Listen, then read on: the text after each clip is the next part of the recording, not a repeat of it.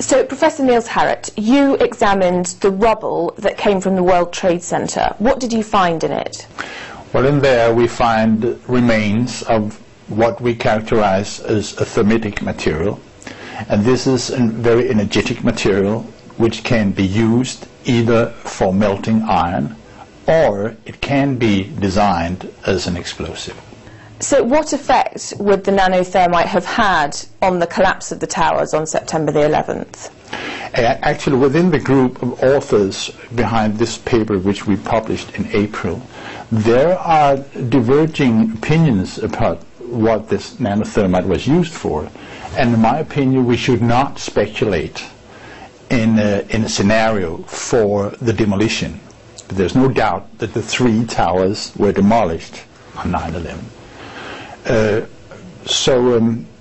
But beyond that, there is very solid evidence for that some thermite has been used for melting the steel beams.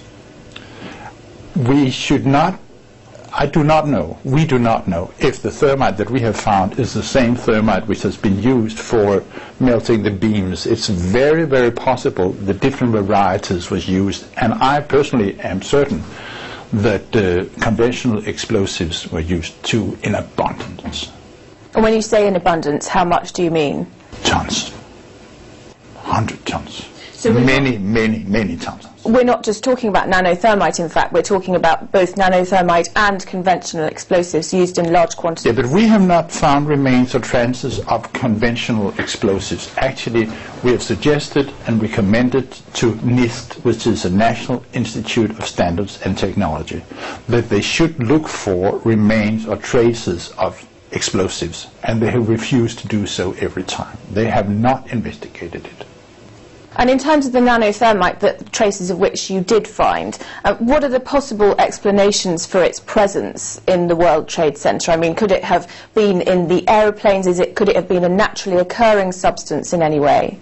Well, the 2 last questions or options I can definitely rule out. It cannot have come from the aeroplanes, and well, if it's been there on beforehand, those who put it there, I urge them to step forward and tell us how and why it got there.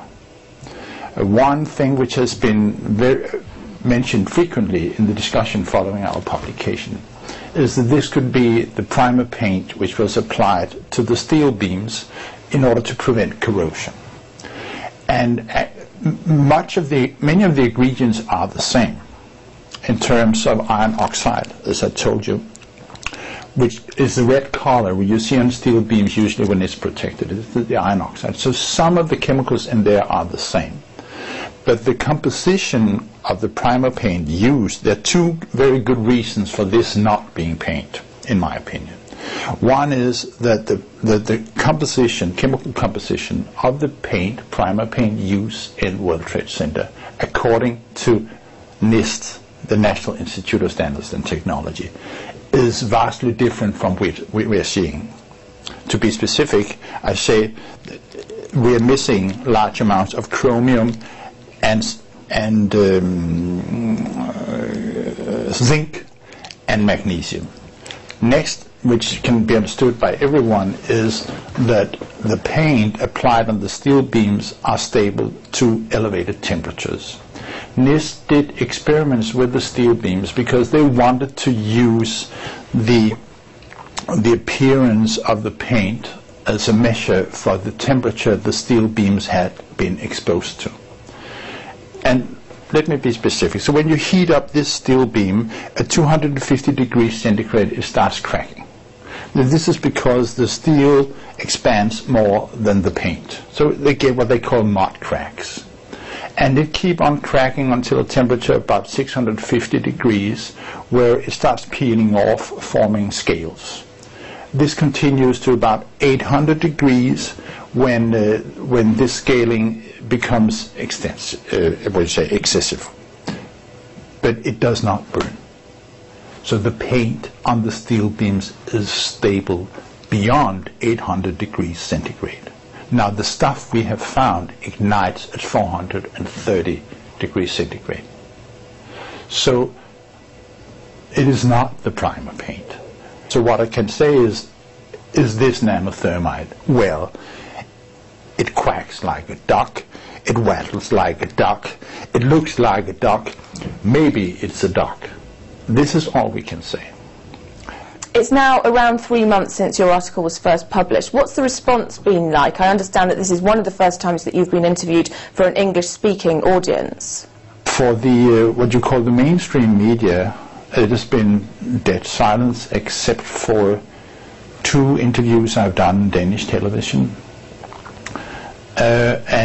which has taken off on the internet to an extent that I had not anticipated. But on an official, organized level, it's a roaring silence, I must say. Just going back a bit, what first piqued your interest in 9/11? How did you first come to examine the rubble, and what did you expect to find? It goes back about 2.5 years, I think, when I accidentally saw Building 7. And I had to see it again, because as most people, I didn't know about Building 7. And it is going down completely symmetrically in 6.5 seconds. It's going down with this zip.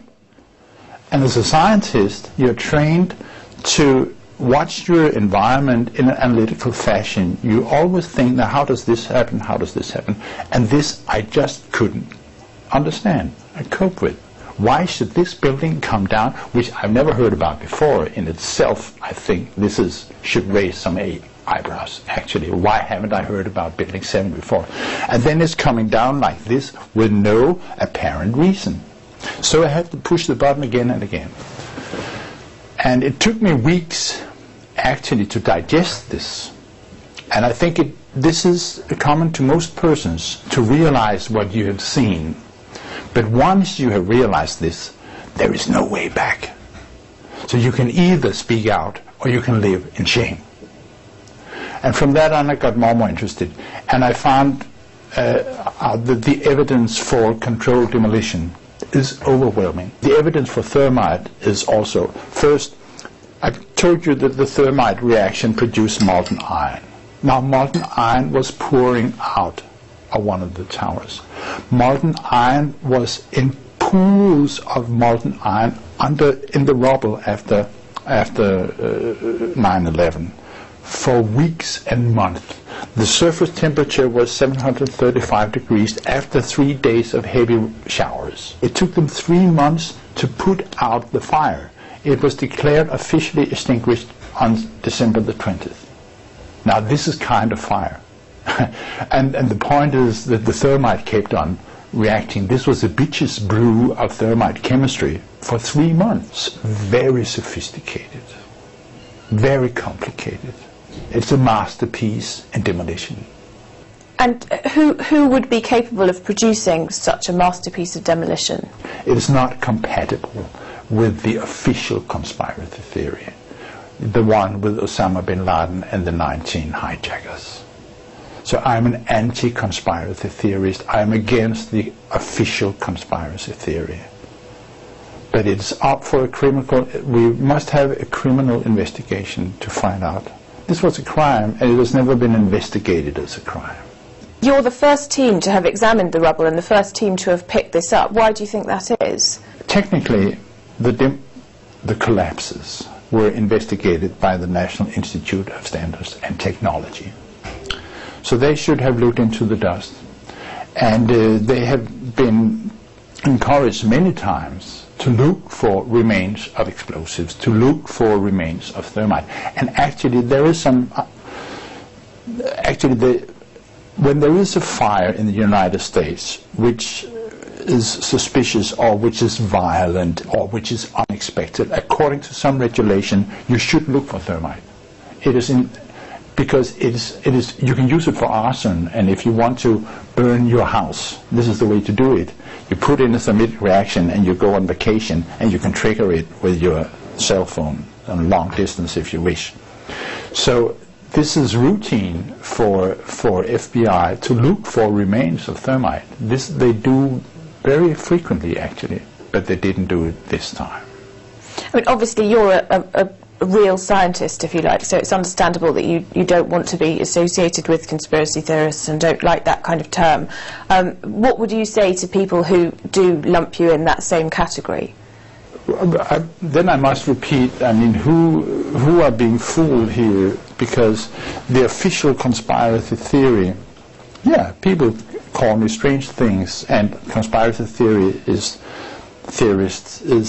not meant kindly, but who are being fooled here when we are being presented with an official conspiracy theory without any proofs, without a criminal investigation, with nobody being charged with this, and nobody is wanted. Osama bin Laden is not wanted by FBI for this.